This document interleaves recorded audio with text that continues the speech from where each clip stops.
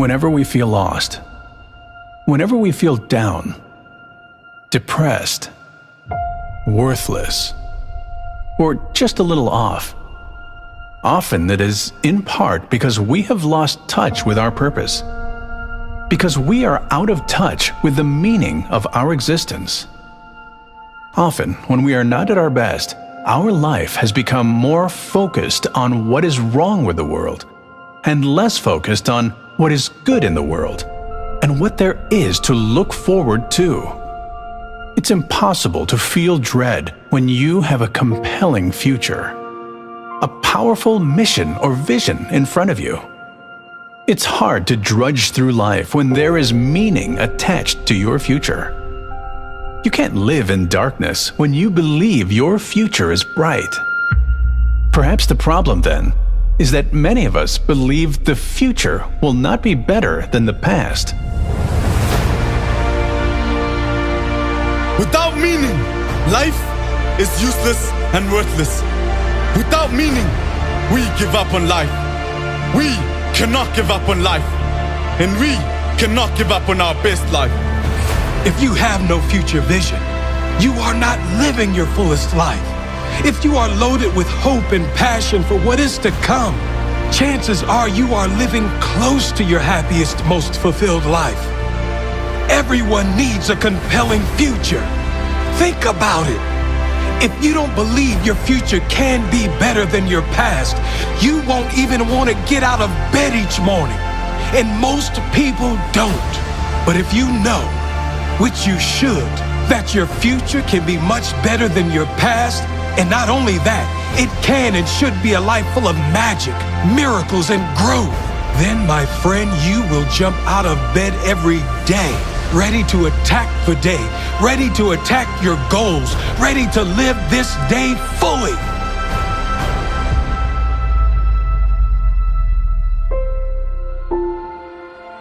Everything can be taken from a man but one thing, the last of the human freedoms: to choose one's attitude in any given set of circumstances, to choose one's own way.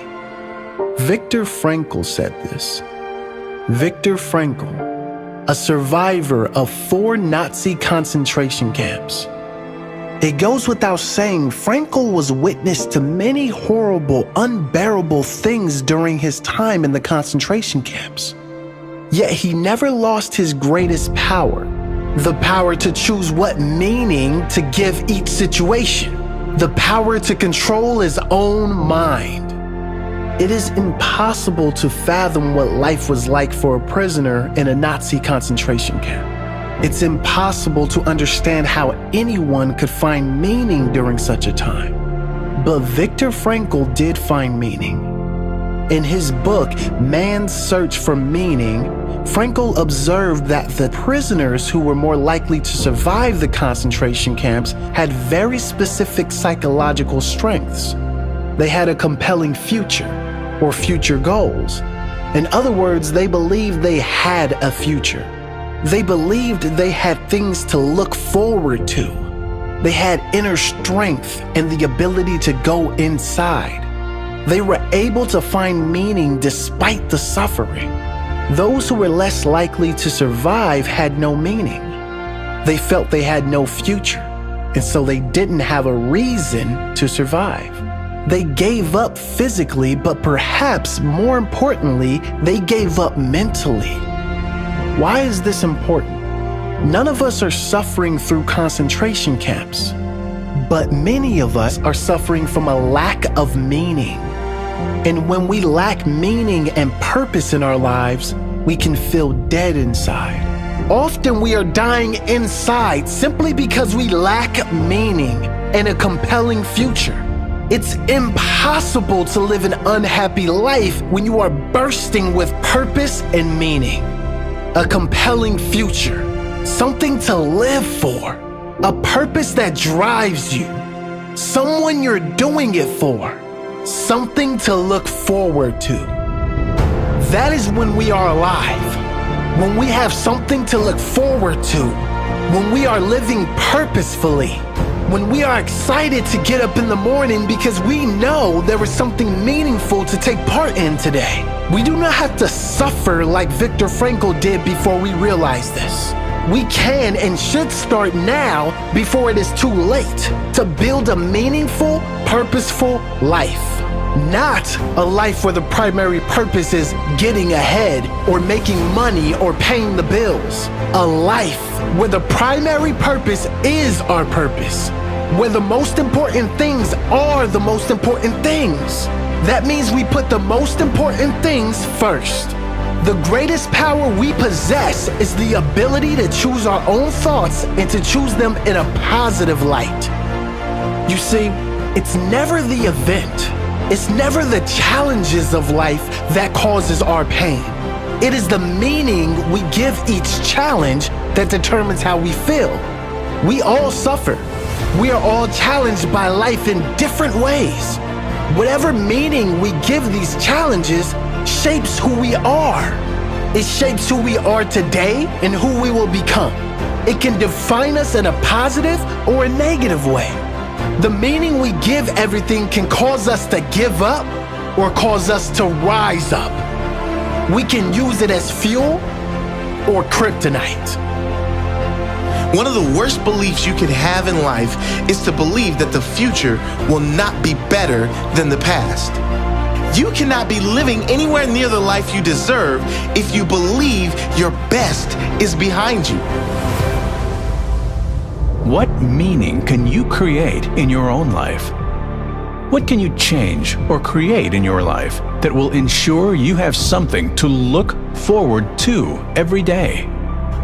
How can you change your life starting today, even in a small way, to make it more meaningful and purposeful? What is your purpose? What is the reason you want a better quality life? Who are you doing it for? So how do we create a life of meaning? We create goals for our future that will excite us. What can you create in your future that will excite you? We fill our lives up with things and people that are important to us. What kind of people do you want to surround yourself with?